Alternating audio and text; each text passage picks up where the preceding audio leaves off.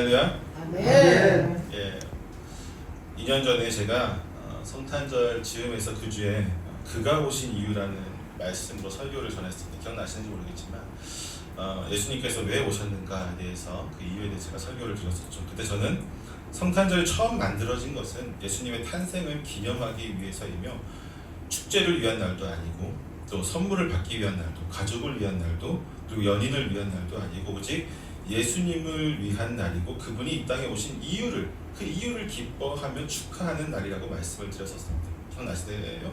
아멘. 그리고 그분이 이 땅에 오신 이유는 오직 우리를 어떻게 하기 위해서? 구원하시기 위함이다 라고 말씀을 전했어요. 그 여러 가지가 있었지만 근데 사실 우리는 예수님이 이 땅에 오신 이유를 너무나 잘 알고 있습니다. 굳이 제가 몇 번 더 설명 안 해도 잘 알고 있습니다. 제가 성경의 여러 구절들을 들어서 설명하고 또 그분이 이 땅에 오신, 또 육신으로 오신 여러 가지 신학적인 이유들을 복잡하게 설명하지 않아도 결국 우리를 구원하기 위해서 십자가에 달려 우리의 모든 죄를 대신하여 죽임을 당하시게 오셨다고 하는 이 진리는 변하지 않는 기독교의 참된 진리의 말씀입니다.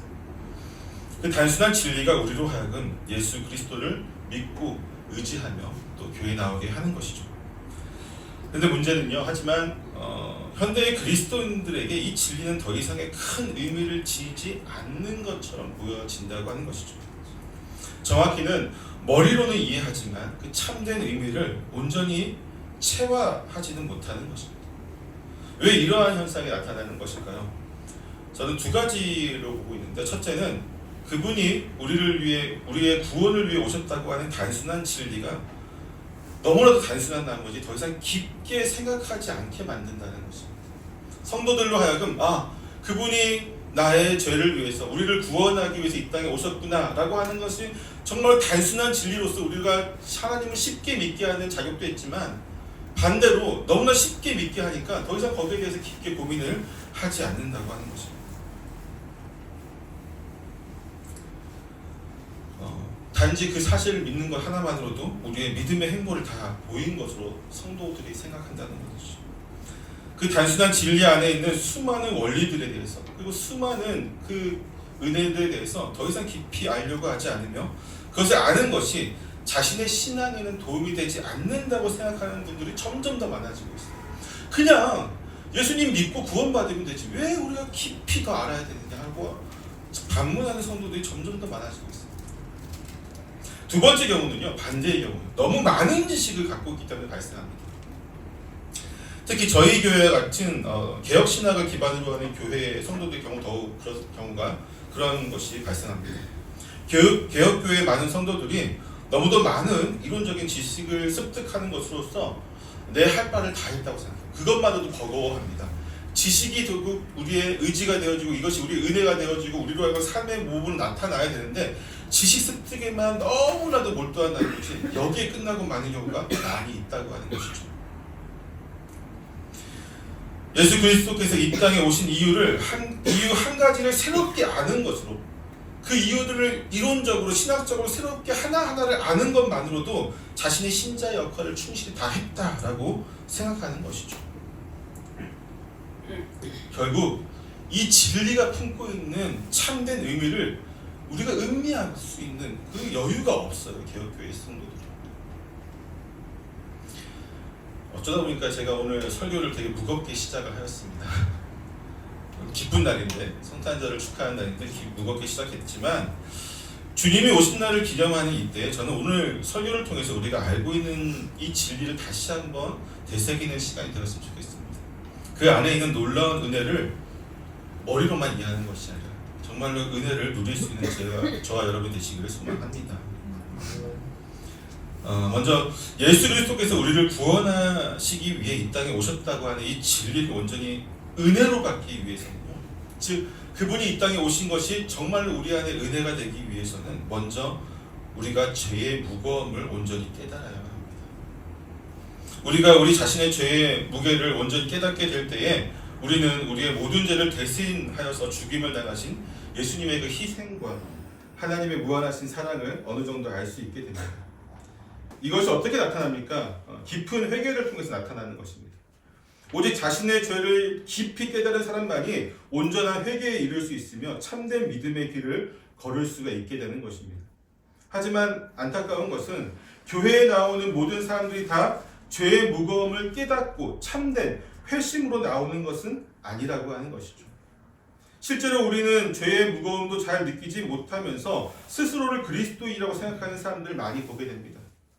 그리고 그들은 성도가 하나님께 구원받는 것에 꼭 회심이 필요한 것은 아니라고 생각을 하죠.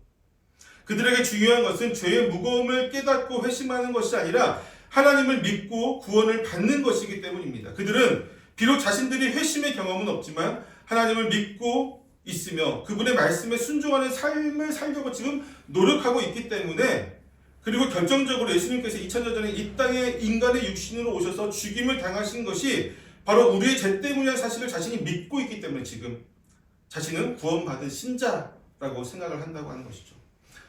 정말로 많은 신자들이 이렇게 생각을 합니다. 그러나 안타깝게도 이것은 매우 잘못된 생각입니다. 구원은 회심의 다른 말이기 때문입니다. 회심이 없이는 참된 구원에 이를 수가 없습니다. 왜냐하면 회심의 결과가 바로 구원이기 때문이에요.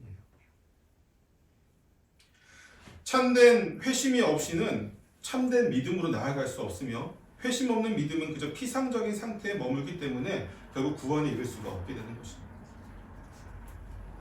미국의 이제 골든 코넬의 데이비드 윌슨이라고 하는 교수님이 계신데, 그분이 쓴 책에 이렇게 나와 있어요. 회심 없는 기독교는 더 이상 기독교가 아니다. 죄와 회심을 강조하지 않는 기독교가 좀 더 쉽게 접근할 수 있고 좀 더 포용적이고 덜 부담스러울 수 있지만, 그러한 기독교는 더 이상 하나님의 백성들이 모인 그런 모임의 성격을 보일 수가 없게 되는 것이죠. 회심을 가장 많이 강조했던 기독교 내에 역사적인 그룹이 있었습니다. 어디였냐면 바로 청교도들이었어요. 청교도들이 보기에 회심은 정말로 중요했습니다. 왜냐하면 유럽 사회에, 그리고 미국 사회는 마찬가지지만 다 예수님을 믿고 있다고 고백은 하는데 삶의 변화도 없고, 태어날 때부터 자연스럽게 마을에 있는 교회를 다니면서 예배를 나오고 하나님을 찬양하고 성경책을 읽지만 그들의 삶의 모습 속에서 전혀 그리스도인다운 모습들이 드러나지 않았기 때문에 죄를 미워하지도 않고 날마다 일상적으로 죄를 범하면서도 그것에 대한 부끄러움도 없고, 그들에게 청교도인들은 정말로 회심을 강조할 수밖에 없었어요. 너희가 정말로 하나님을 믿으면 너희 안에서 회심이 일어나야 된다. 물론 회심은 전적으로 하나님의 사역이죠. 우리는 수동적으로 반응할 수밖에 없는 것이 사실입니다. 우리가 어떠한 노력을 기울인다고 하여도 그것이 회심의 어떤 극적인 원인으로 작용되지는 않는다는 것이죠.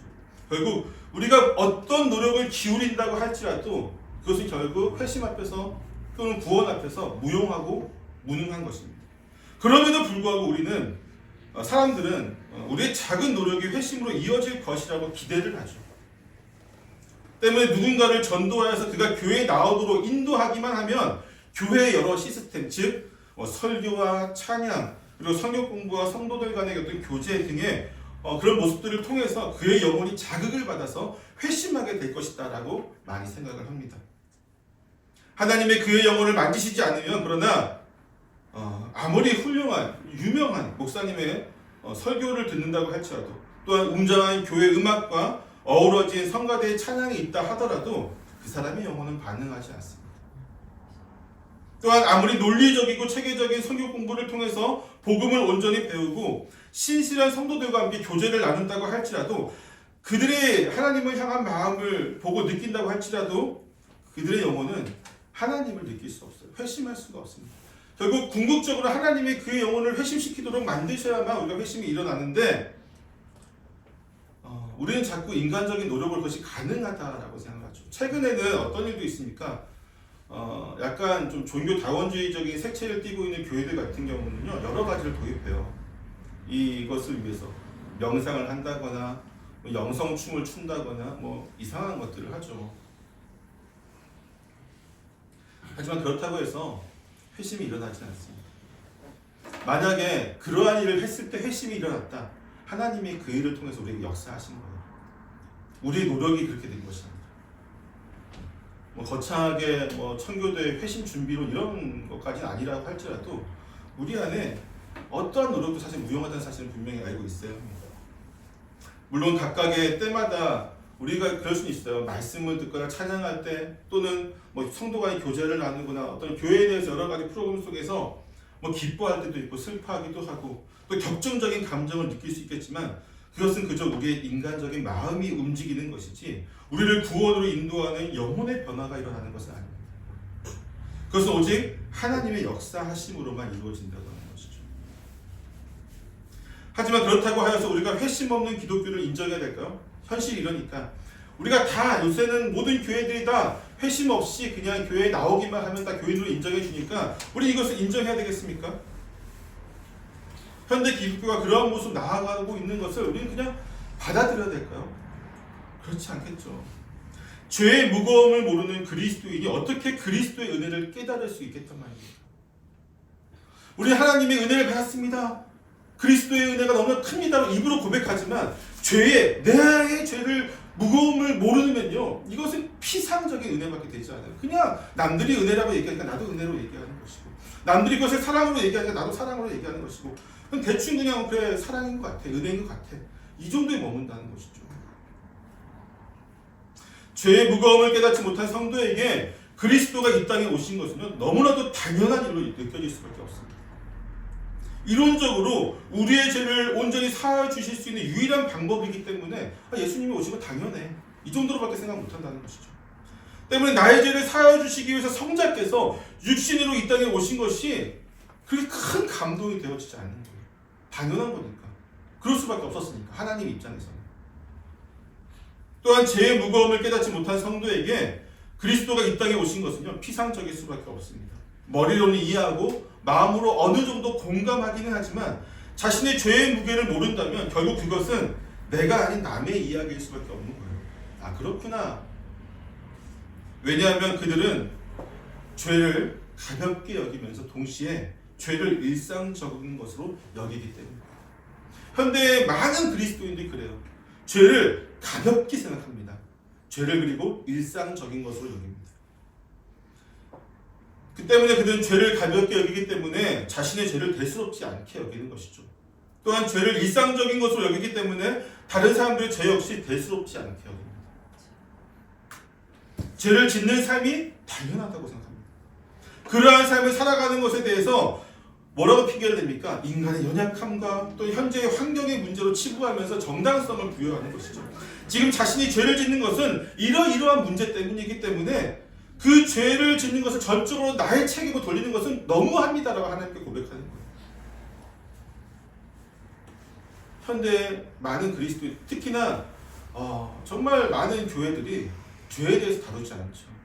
죄의 문제를 다루지 않고 사랑, 그분의 은혜만을 다루다 보니까 사람들이 더 이상 교회에 나오는 많은 그 성도들이 죄의 문제에 대해서 민감하게 반응하지 않습니다. 일상적인 것, 또한 가벼운 것, 날마다 죄를 범하면서 불구하고 가볍게 생각하기 때문에 이 무거움을 모르기 때문에 하나님께 회개하지 않아요. 현대 많은 그리스도인들이 가장 하지 않는 것이 뭐냐면 회개하지 않는다는 것이죠. 여러분, 회심한 성도는요, 죄의 무거움을 아는 성도예요. 회심한 성도는 작은 죄 하나라도 정말 무겁게 여깁니다. 때문에 기도할 수밖에 없습니다. 날마다 회개할 수밖에 없습니다. 하나님 앞에 나아가는 나의 모습이 너무나 부끄러울 수밖에 없어요. 그게 회심한 성도입니다. 사랑하는 성도 여러분, 죄는 무겁습니다. 우리가 감당할 수 없을 만큼 무겁습니다. 그 누구도 감당할 수 없습니다. 오직 예수 그리스도만이 우리의 죄를 온전히 감당하실 수 있기 때문에 그분이 육신으로 오셔서 우리와 같은 온전한 인간의 모습으로 인간의 죄를 대속해 주셨기 때문에 하나님은 그분의 의를 인정하시고 그분과 창세전에 맺으신 그 언약대로 그분의 의를 우리에게 전가시켜 주시죠. 우리의 믿음을 통해서. 그리고 우리를 의롭다고 찾아주십니다. 예수님만이 감당하실 수 있다는 것은요, 반대로 얘기하면 죄의 무거움을 감당할 수 있는 이가 아무도 없다는 것이죠. 그것은 또한 죄는 결코 가볍지 않습니다. 일상적일 수도 없습니다. 어쩔 수 없이 행하는 것이지만 그것이 정당성을 부여하는 것은 아닙니다. 즉 자꾸 어쩔 수 없이 행하는 반복적인 죄에 대해서 우리가 너무 무감각해지고 있는 것은 아닌가 생각을 해봐야 되겠죠. 성경님은 우리에게 말씀하십니다. 너희가 감당할 수 없는 그 무거운 죄 때문에 예수 그리스도께서 십자가에 돌아가셨다고 우리에게 말해주고 있죠.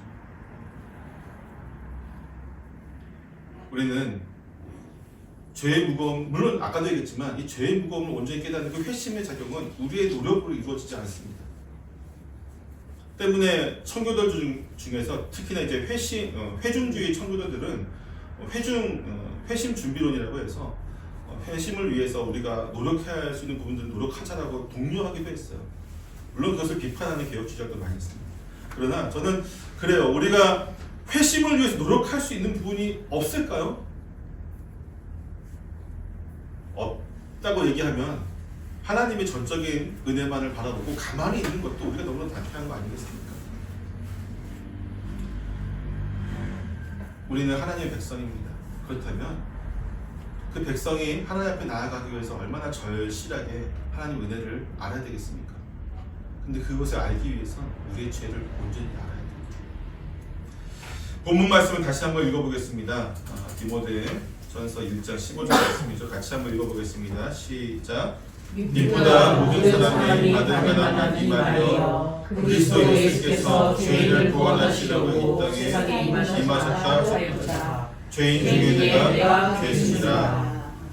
바울은 본문에서 그리스도께서 죄인을 구원하기 위해 세상에 오셨다고 하는 이 말이 모든 사람이 믿을 만한 정말 그런 말이다라고 전해주고 있어요.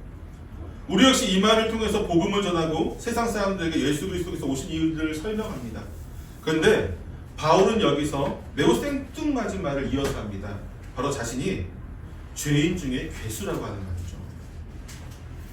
차라리 이 말이 앞에 있는 13절에서 이어서 나왔다면요 되게 자연스러운 연결되어지거든요. 그럼에도 불구하고 바울은 지금 죄인을 구원하기 위해 이 세상에 임하신 그리스도를 찬양하면서 자기는 죄인 중에 괴수다라고 이야기하고 있습니다. 왜일까요? 저는 바울이 예수 그리스도께서 이 땅에 오신 것이 자신의 죄 때문이라는 그 죄의 무거움을 너무나도 절실히 깨닫고 있었기 때문이라고 생각을 합니다. 그렇기 때문에 이 말이 나온 거죠. 바울은 어떤 사람입니까? 제가 굳이 설명을 하지 않아도 그는 가장 위대한 사도 중에 사도였으며 가장 많은 지역에 복음을 전하여서 교회를 세웠던 사람이었습니다. 또한 가장 많은 성경의 저자이며 동시에 복음의 진리를 가장 명료하게 우리에게 전해준 사람이기도 합니다. 신약시대의 인간들 중에서 가장 첫 손가락에 꼽을 수밖에 없는 그런 사람이죠. 정말 위대한 사람입니다. 부정할 수 없는 사람입니다. 하지만 그가 주를 위해 그분의 희생으로 이루어진 복음을 전하기 위해서 자신의 생명까지도 가볍게 여기며 살아갈 수 있었던 것은요 바로 그가 자신을 죄인 중에 괴수라고 생각하였기 때문이었습니다. 바울 역시도 자신이 예수님께 자신이 지은 죄에 대해서 핑계할 수 있었겠죠. 자신이 예수님에 대해서 잘 몰랐다고 핑계할 수 있었을 것입니다.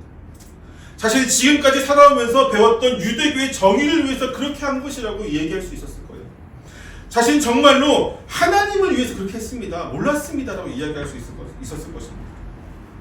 만약 정말로 자신이 예수님을 다른 제자들처럼 일찍 만났다면 내가 어떻게 그렇게 행동할 수 있었겠습니까? 충분히 예상하면서 이야기할 수 있지 않겠습니까? 할 수 있다면 그는 모든 핑계를 대었을 것입니다. 그러나 그는 그렇게 하지 않았어요. 다메섹으로 가는 길 가운데서 예수님을 만났을 때 주님이 그에게 사울아 사울아 내가 어찌하여 나를 박해하느냐고 묻자 그는 주여 누구시니까? 라고 묻죠. 그때 예수님은 나는 내가 박해하는 예수라. 너는 일어나 시내로 들어가서 내가 행할 것을 내게 이를 자가 있느니라고 하실 때에 이 모든 말씀이 이루어질 때까지 그리고 그 후에 그가 그리스도 앞에서 온전한 믿음의 생활을 이어나갈 때까지도 그는 반문하지 않았어요. 어떠한 변명도 하지 않았습니다. 그는 예수님을 만난 그 순간에 다메섹 도상에서 그분을 만난 그 순간에 그가 지금까지 하나님을 위해서라고 하는 명분으로 얼마나 큰 범죄를 예수님 앞에서 행하고 있었는지를 온전히 깨달았기 때문입니다. 감히 반문하거나 핑계할 수 없을 만큼 자신의 죄가 너무나도 크다는 것을 그는 깨달았던 것이죠. 자신이 죄인 중에서도 괴수라고 불려도 전혀 반문하지 못할 만큼 엄청난 죄를 지금까지 짓고 있었다는 것을 그는 깨달았던 것입니다. 바울은 이 죄가 너무나도 무거웠기 때문에 그 이후의 삶을 보세요. 평생을 복음을 위해, 예수 그리스도의 복음을 위해 자신이 그렇게나 박해했던 그 복음을 이제는 자신이 앞장서서 박해를 당하면서 매를 맞으면서 쫓겨나면서 마지막에는 죽으면서까지도 복음을 위해 살아갈 수 있었어요. 왜?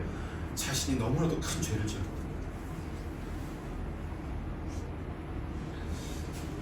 우리가 존경하고 있는 많은 교부들 중에서도 우리가 가장 존경하고 있는 분 중에 하나가 성 어거스틴인데, 아우구스티누스.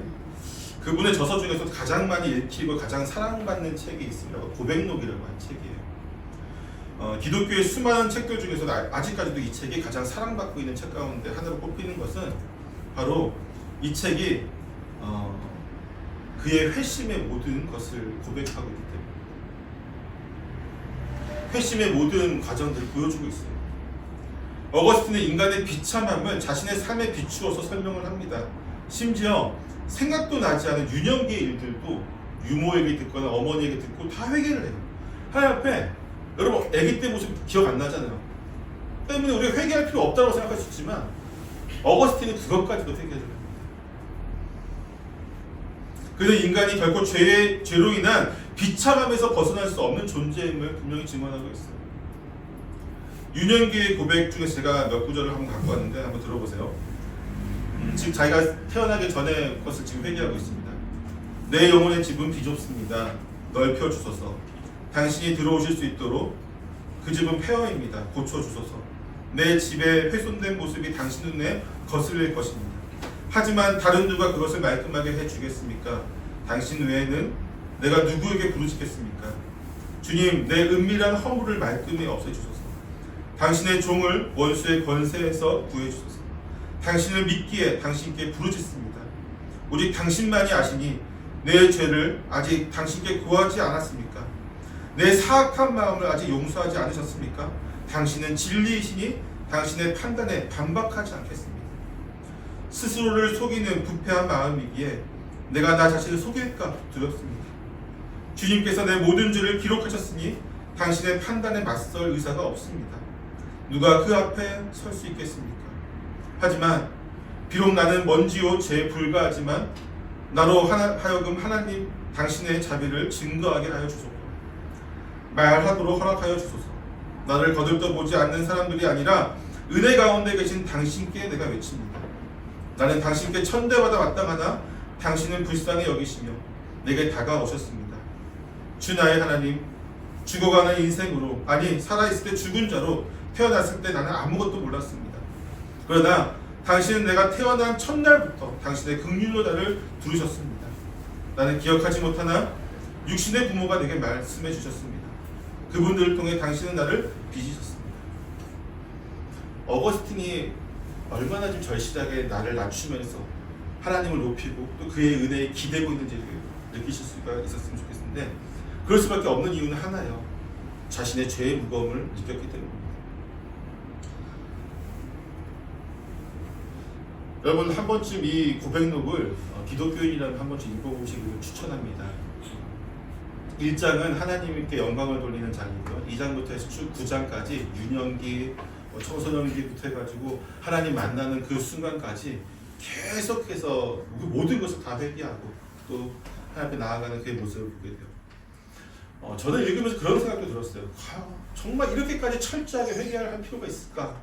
근데 반대로 생각해보니까 그가 자신의 죄를 정말로 깊게 무겁게 느꼈구나.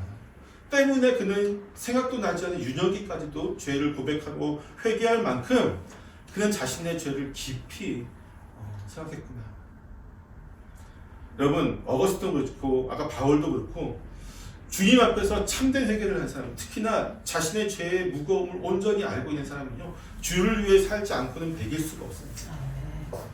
자신의 삶을 주를 위해 드리지 않고서는 어디 나아갈 수 없어. 왜? 빚진 게 너무나도 많기 때문에. 복음의 빚진 자였던 바울이, 죄인 중에 괴수라고 고백할 수밖에 없었던 그 바울이 예수 그리스도에게 빚진 게 너무나도 많기 때문에 그분의 은혜가 그분이 나를 구원해 주시기 위해서 하셨던 그 희생이 얼마나 큰 것인지를 알았기 때문에 그는 결코 게으를 수가 없었습니다.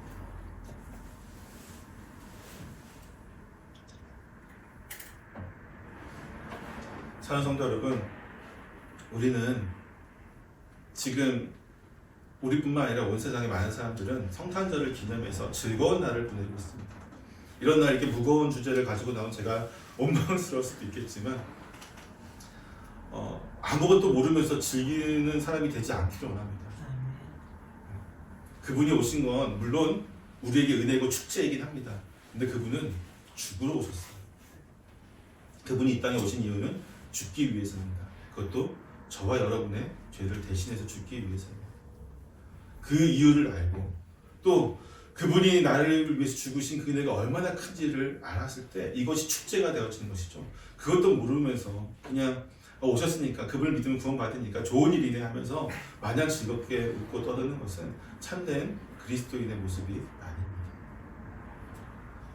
사랑하는 성도 여러분, 우리는 그분이 오신 이유에 대해서 다시 한번 묵상하는 이번 한 주간의 어떤 성탄절을 기념하는 날들이 되었으면 좋겠습니다. 그것을 위해서 가장 중요한 게 뭐라고요? 내 죄의 무게를 다시 한번 돌아보고, 이미 우리는 회심을 하는 성도지만 안 하신 분 있을까요? 우리는 이미 회심한 단회적인 거니까 이미 회심한 성도들이지만 그런 분들 불구하고 이 성탄절 기간 동안에 다시 한번 주 앞에서 묵상하면서 우리의 죄를 고백하고 우리의 은혜가 얼마나 큰지를, 우리에게 주신 그 은혜가 얼마나 큰지를 다시 한번 누릴 수 있는 저와 여러분 되시기를 축원합니다. 아멘. 기도하겠습니다.